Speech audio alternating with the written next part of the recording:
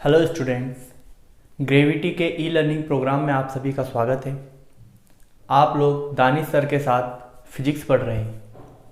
10वीं कक्षा में आप लोगों ने केवल और केवल विज्ञान पढ़ी है और आपको वहाँ पर जो भौतिक विज्ञान है वो केवल छोटा सा पार्ट देखने को मिला होगा। अब हम लोग भौतिक विज्ञान को अलग से और बहुत अच्छे से 11वीं क्लास में पढ़ने वाले हैं, बिल्कुल जीरो से स्टार्ट करेंगे। तो आपका क्लास 11th का जो चैप्टर नंबर 1 है उसका नाम है भौतिक जगत। ये चैप्टर केवल और केवल इसीलिए दिया गया है कि आप लोग जाने कि फिजिक्स क्या है, कि भौतिकी क्या है। केवल और केवल आपको फिजिक्स की जानकारी प्राप्त हो सके, ठीक है ना। तो हम लोग इसको बहुत ही अच्छे से पढ़ने वाले हैं। तो सबसे पहले हम लोग समझते हैं विज्ञान, बात कर लेते हैं विज्ञान, साइंस क्या है। हम लोग बात करने वाले हैं विज्ञान साइंस क्या है। तो अर्थात एक लैटिन शब्द था साइंटिया। क्या था बेटा? लैटिन शब्द साइंटिया, जिसका अर्थ होता है क्या? जानना। एक लैटिन शब्द था, शब्द है साइंटिया, जिसका अर्थ होता है जानना। अर्थात हमारे अगल बगल होने वाली अन्योन्य क्रियाओं के बारे में जानना, नई नई चीजें जानना, क्या कहलाती है? विज्ञान। तो इसकी परिभाषा यदि हम बनाएं तो क्या बनाएंगे कि किसी भी घटना का क्रमबद्ध, सुव्यवस्थित तथा संगठित ज्ञान ही, क्रमबद्ध, सुव्यवस्थित तथा संगठित ज्ञान ही क्या कहलाता है बच्चा? विज्ञान कहलाता है। किसी भी घटना का क्रमबद्ध, सुव्यवस्थित तथा संगठित ज्ञान ही विज्ञान कहलाता है। अब बात आती है अपने चैप्टर की भौतिक जगत की। तो मैं आपको समझाना चाहूंगा भौतिक विज्ञान। बात करते हैं भौतिक विज्ञान। भौतिक जगत क्या है, पहले इसकी बात कर लेते हैं। अपना चैप्टर का नाम है ना भौतिक जगत। तो ये क्या है? हमारे जो नेचर है, हमारी जो प्रकृति है, उसका वह रूप, प्रकृति का वह रूप जिसमें द्रव्यमान के बारे में जानकारी प्राप्त की जाती है। अर्थात कोई भी वस्तु या उसके अंदर कोई द्रव्यमान होगा तो वो क्या होगी? एक तरीके से फिजिक्स होगी। प्रकृति का वह रूप जिसमें हम द्रव्यमान के बारे में जानकारी प्राप्त करते हैं क्या कहलाता है? भौतिक जगत कहलाता है। बात आपको समझ में आई होगी। तो अब अपन बात कर रहे हैं भौतिक विज्ञान की। तो भौतिक विज्ञान क्या है? इसके अंतर्गत हम क्या क्या पढ़ने वाले हैं? तो इसके अंतर्गत केवल और केवल हम द्रव्य और ऊर्जा का अध्ययन करेंगे। भौतिक विज्ञान के अंतर्गत बेटा हम द्रव्य और ऊर्जा का अध्ययन बहुत ही अच्छे से करने वाले हैं। अब मैं समझाऊं आपको ये द्रव्य क्या है। तो द्रव्य आप लोगों को पता है, ठोस, द्रव और गैस। पदार्थ की अवस्थाएं होती है ना, ठोस, द्रव, गैस। इन तीनों अवस्थाओं में आपने एक बात नोटिस की हो तो सबके पास क्या होता है? द्रव्यमान होता है। अगर द्रव्यमान नहीं होता तो इसके बारे में हम जानकारी प्राप्त नहीं कर पाते। मतलब कोई भी पदार्थ हुआ या कोई भी कण हुआ, उसके अंदर क्या होगा? कम से कम द्रव्यमान होना बहुत जरूरी है। अगर द्रव्यमान होगा तो ही हम उसका बारे में अध्ययन कर पाएंगे, उसके बारे में ज्यादा जानकारी निकाल पाएंगे, ठीक है। तो मतलब कि फिजिक्स के अंतर्गत हम किसका अध्ययन करते हैं? द्रव्य।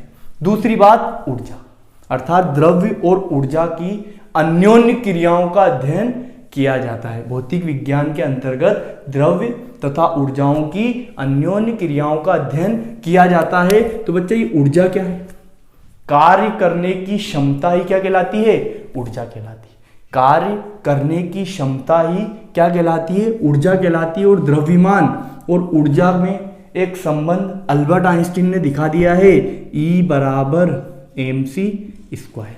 पूरी फिजिक्स इसी पर है ना। अर्थात एक चीज अभी भी आपके पास में थोड़ी सोचने वाली बात है कि जो प्रकाश होता है उसका द्रव्यमान नहीं होता है। जो सूर्य का प्रकाश होता है उसकी चाल आप लोग जानते हो ना। प्रकाश, सूर्य के प्रकाश की चाल कितनी होती है? 3 × 10⁸ मीटर प्रति सेकंड से प्रकाश आपकी पृथ्वी पर आता है। प्रकाश की चाल को सबसे ज्यादा माना गया है। अभी तक जो चाल प्रकाश की है उससे तेज कोई नहीं चल सकता। समझ रहे हो बात को। और ये ऊर्जा और द्रव्यमान के तुल्यता समीकरण किसने दिए? अल्बर्ट आइंस्टीन ने दिए। और भौतिक विज्ञान में हमको केवल और केवल यही पढ़ना है, द्रव्य और ऊर्जा का अध्ययन। समझ में आ रही होगी आपको बात। अब हम भौतिक विज्ञान को जो है ये हम लोग पढ़ना है। फिर इसके बाद में देखना हमारे पास एक टॉपिक आता है भौतिकी का परियोजन।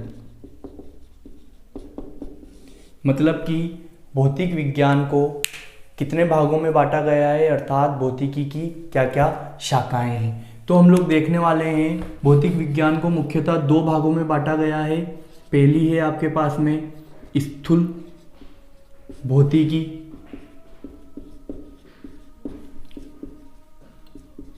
मैक्रोस्कोपिक फिजिक्स, और दूसरी है आपके पास में सूक्ष्म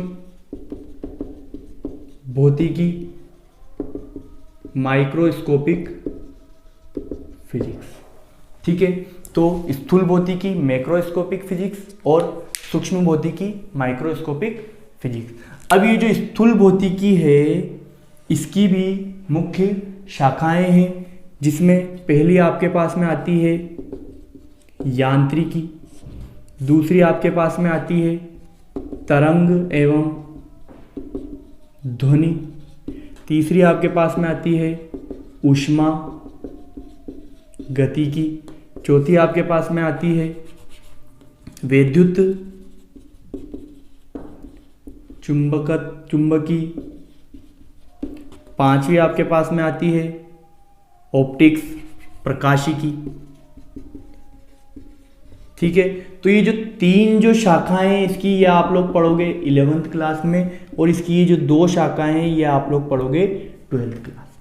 ठीक है, तो अब ये 11th क्लास में अपन को पढ़ना है तीन शाखाएं, और ये दो शाखाएं कब पढ़ना है? 12th क्लास में। लेकिन अपन समझ तो लेते हैं कि चीजें क्या है, इनके अंदर हम लोग क्या चीजें पढ़ने वाले हैं। तो देखना ये जो आपके पास में यांत्रिकी है इसके अंदर आप लोग केपलर के नियम,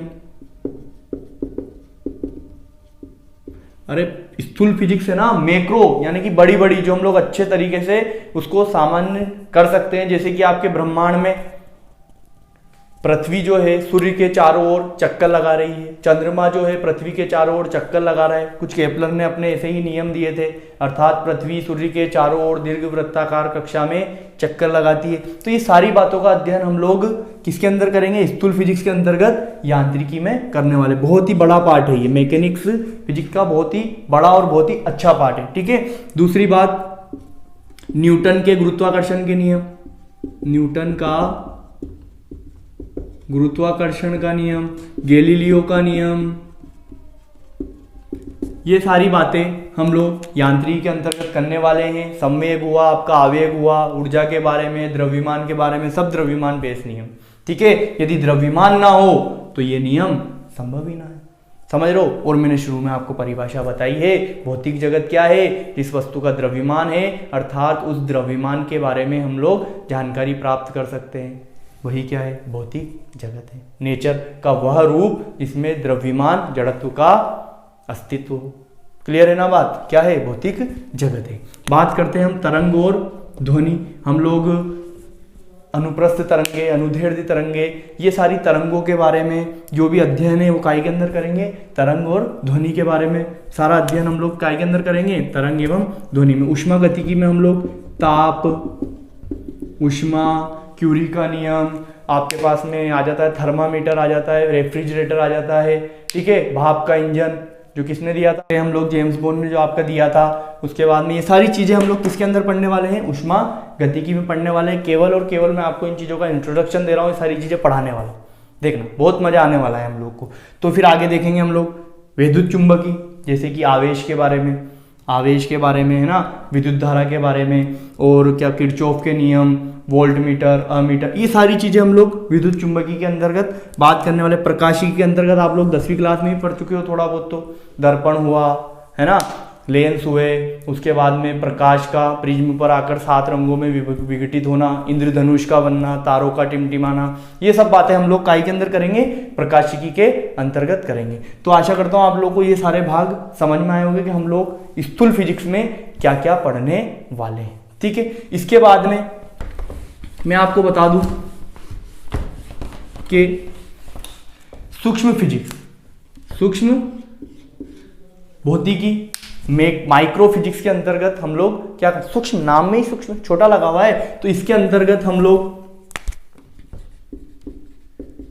परमाणु के बारे में, है ना, परमाणु भौतिकी और नाभिकी, न्यूक्लियर फिजिक्स, नाभिकी भौतिकी के बारे में बात करेंगे। परमाणु के अंदर इलेक्ट्रॉन होते हैं, प्रोटॉन होते हैं, न्यूट्रॉन होते हैं। प्रोटॉन प्रोटॉन में प्रतिकर्षण, इलेक्ट्रॉन इलेक्ट्रॉन में प्रतिकर्षण, प्रोटॉन इलेक्ट्रॉन में आकर्षण, जो भी होता है ये सारी बातें हम लोग परमाणु भौतिकी में करेंगे।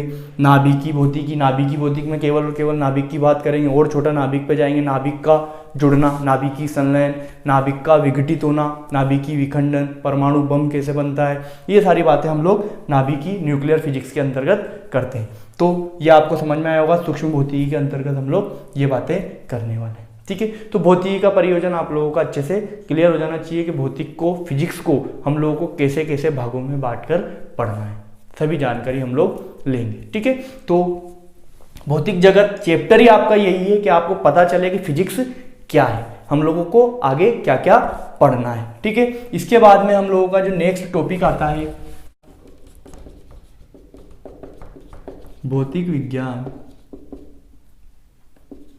एवं प्रौद्योगिकी, भौतिक विज्ञान एवं प्रौद्योगिकी, फिजिक्स एंड टेक्नोलॉजी। फिजिक्स का टेक्नोलॉजी से क्या संबंध है, भौतिकी का प्रौद्योगिकी से क्या संबंध है, इसकी बात हम लोग अभी यहाँ पर करने वाले हैं। तो समझने की कोशिश करना, हमारे अगल बगल होने वाली जो भी अन्योन्य क्रियाएं, हमारे अगल बगल होने वाली घटनाएं जो हैं वो सभी क्या है, फिजिक्स। भौतिक जगत में आपको बता चुका हूँ, जिसके बारे में द्रव्यमान है, जिसके पास द्रव्यमान है उसका अध्ययन हम लोग कर सकते हैं, तो वो क्या है, फिजिक्स है। अर्थात भौतिक विज्ञान एवं प्रौद्योगिकी, इसका टेक्नोलॉजी से क्या है, आपके पास में कोई घटना घटित हो रही है, उसको आपने आविष्कार में तब्दील कर दिया, वो आपके मानव जीवन के लिए, मानव समाज के लिए काम आ गई, तो वो क्या बन गया आपके पास में, प्रौद्योगिकी, टेक्नोलॉजी बन गई। काम आ गई मतलब तो क्या है, टेक्नोलॉजी। तो इसी प्रकार से इन दोनों को हम लोग समझ सकते हैं। इसी को ध्यान में रखते हुए कुछ वैज्ञानिकों ने अपने अपने कुछ नियम प्रतिपादित किए, जैसे न्यूटन ने गुरुत्वाकर्षण का नियम दिया, अभी हाल थोड़ी देर पहले भी बात की थी मैंने, है ना। इसी प्रकार जेम्स बॉन्ड ने भाप के इंजन का आविष्कार किया था। इसी प्रकार एडिसन ने बल्ब का आविष्कार किया था। बल्ब किसने बनाया था, एडिसन ने बनाया था। इसी प्रकार आर्किमिडीज ने किसका, उत्प्लावन के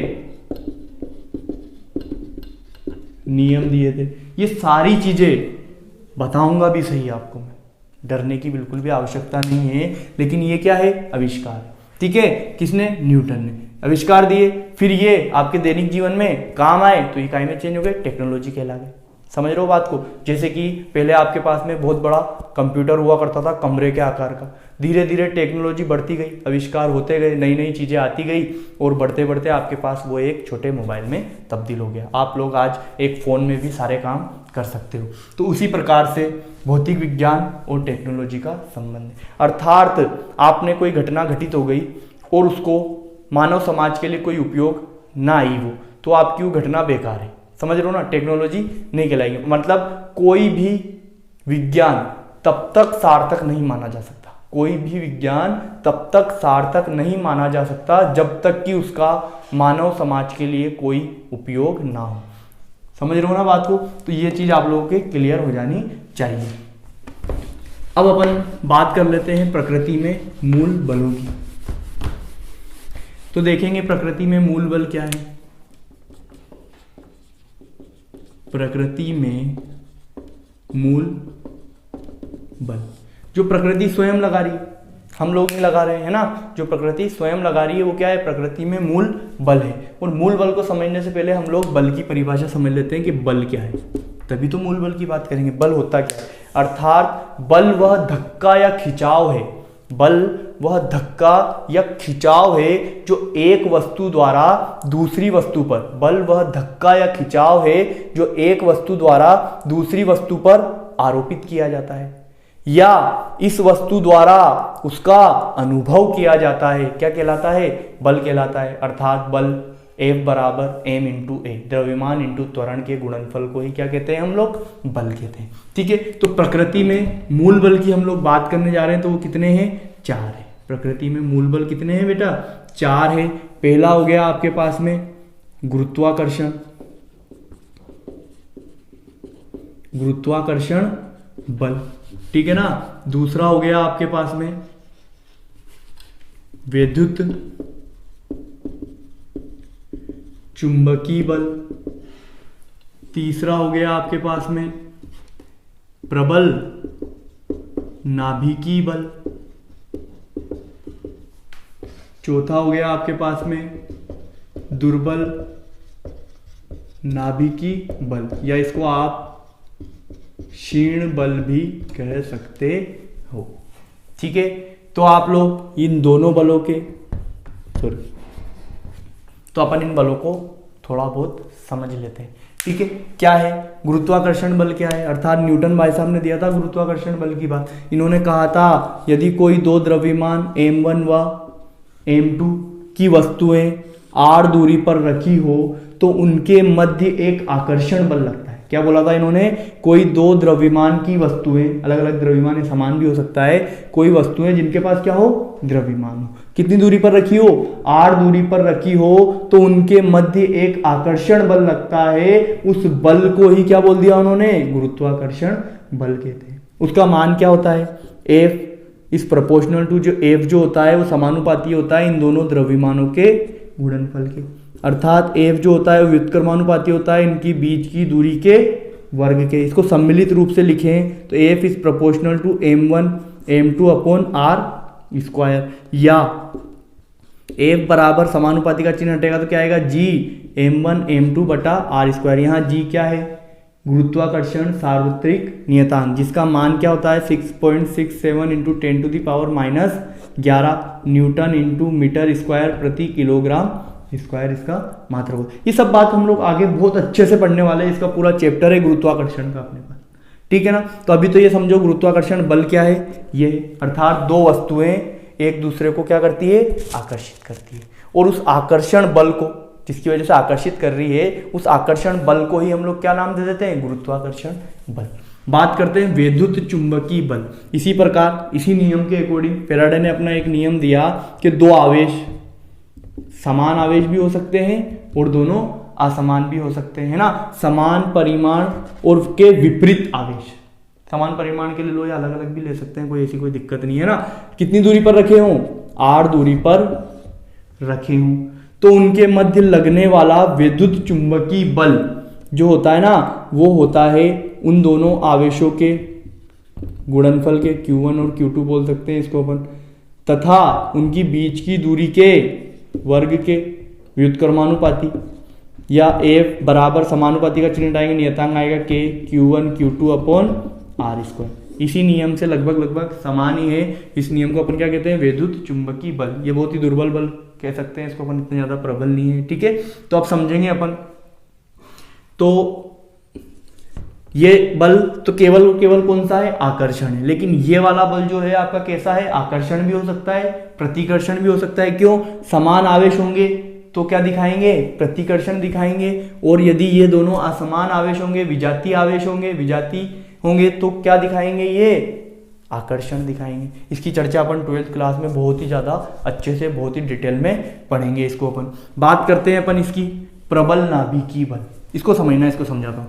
आपके पास में परमाणु होता है, परमाणु में क्या होंगे? नाभिक को प्रोटॉन होंगे, परमाणु में नाभिक में क्या होंगे? प्रोटॉन होंगे। और इसके चारों ओर वृत्ताकार कक्षा में कौन चक्कर लगाएंगे? इलेक्ट्रॉन चक्कर लगाएंगे। लगाते कि लगाते हैं इलेक्ट्रॉन इसके चारों ओर वृत्ताकार कक्षा में, ठीक है। तो देखना यहां पर, यहां तो क्या कह रहा है कि समान आवेशों में क्या होता है? प्रतिकर्षण होता है। तो ये प्रोटॉन भी तो समान आवेश है, ये प्रोटॉन भी तो समान आवेश है, तो इनमें तो क्या होना चाहिए? प्रतिकर्षण होना चाहिए। लेकिन फिर भी इतनी सी जगह में ये एक साथ रहते हैं, मिलजुल के रहते हैं। क्यों रह रहे हैं मिलजुल के?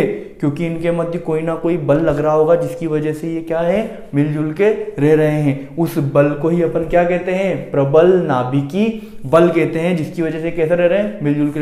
अर्थात इस बल का मान इससे बहुत ज्यादा अधिक होता है, इसलिए तो इसको प्रबल बल बोला अपन ने। क्योंकि अगर इससे कम होता तो ये तो निकल के भाग जाते, प्रोटॉन प्रोटॉन एक कहीं जाता एक कहीं जाता, क्योंकि समान आवेशों में तो क्या होता है, प्रतिकर्षण होता है। लेकिन इसका मान इससे ज्यादा होता है, इसलिए ये समान आवेशों को, प्रोटॉन प्रोटॉन को क्या करके रखता है, बांधे रखता है। तो ये बात आपको बहुत ही अच्छे से समझ में आ जानी चाहिए। इसके बाद में ये दुर्बल नाभिकीय बल क्या है, क्षीण बल क्या है, तो इसको समझने के लिए आप लोग, ये खैर आपके नहीं आएगा, ये एमएससी में मिलेगा आपको, लेकिन मैं समझा देता हूं क्या है दुर्बल नाभिकीय बल, क्षीण बल क्या है। इसके अंतर्गत आप लोगों ये कुछ एक पदार्थों में ही देखने को मिलता है। मतलब कि जैसे आपने रेडियम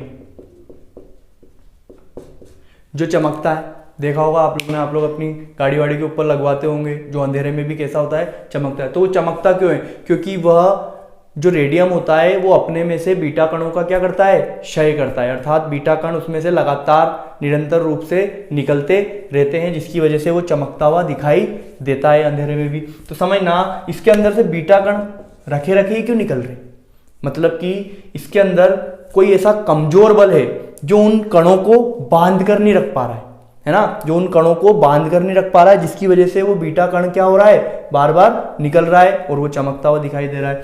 तो उस कमजोर बल को ही अपन ने क्या नाम दे दिया, दुर्बल नाभिकीय बल अर्थात क्षीण बल।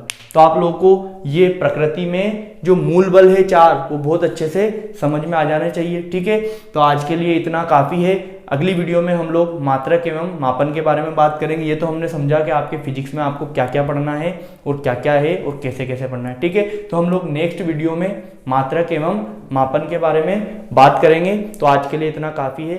Thank you for watching.